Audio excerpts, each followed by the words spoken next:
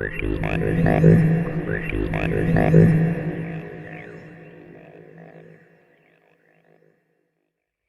everyone, well, as you know, if you've watched the channel before, I've done a lot of videos on the Hiatt company, Hiatt handcuffs from England.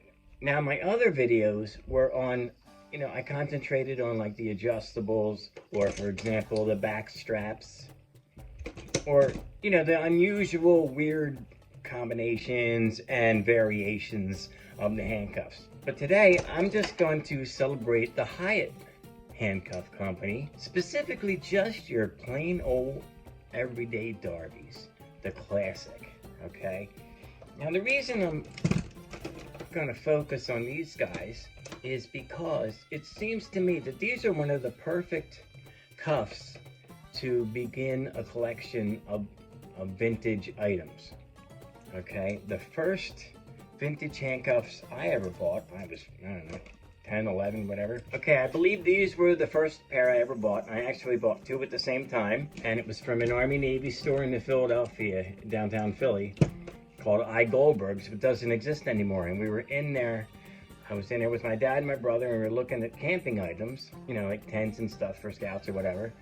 And me being a magician and an aspiring escape artist, I asked them if they had any handcuffs, and they pulled out a pair of Hiatt Darby cuffs, the standard issue, and they thought that they were American military. So they were only 20 bucks, and I did buy them with, my paper out and lawnmower money. But the point is that your first pair of Darbies, especially if they're a Hiatt, that is the spark that lights the fire under a lot of collectors, I think. And to me, like I said, I think they're just the perfect vintage cuff, especially if you're not in England. If you don't live in the UK, these things you don't see a lot. So, it really gets exciting when you're walking through a flea market or an antique shop and you see a pair of Darbies. Okay, and 9 times out of 10, they will be Hiatts. And as you can tell, I really enjoy these. I mean, it's almost like wherever I see a pair, I pick them up. It got to the point where I would just pick up a pair whenever I saw them that were under like $100 or a reasonable price, and this is the result. Now the thing is, you can find them with the different patinas and different finishes, of course. And if you look in the old catalogs, they do list that they came in different finishes, sizes, weights, etc.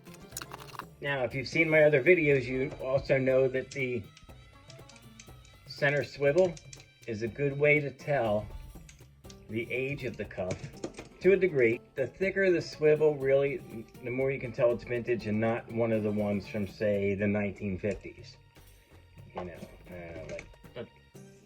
Like a later one. And for more on that, you can check out my video on the adjustables, because you can really tell the difference on that. There's not really much more I can add about Hiatts that you either don't already know or that isn't readily available, especially if you watch my older videos. I just wanted to take a moment to appreciate the beauty of the design of these cuffs, and their historical significance. I could go on and on about different instances where these were, either mentioned in literature or used on stage or in, by magicians or whatever. But the point is, I just wanted to show you guys that, that Hiatt Darby, the classic ones, they're just fantastic, and they're just something that, every handcuff collector needs, and is a great way to start a collection. So I hope if you're a newer collector, you can find some of these in your travels to add to your collection. And if you're, someone who's been doing it for a while like I have, you still can find, different markings and different variations and things like that to make, the Hiatt Darbies so fantastic. And it's just the thrill of the hunt. Well, that about does it for this edition of Off the Cuff. Please tune in again next time, and thank you guys so much for watching. We'll see ya.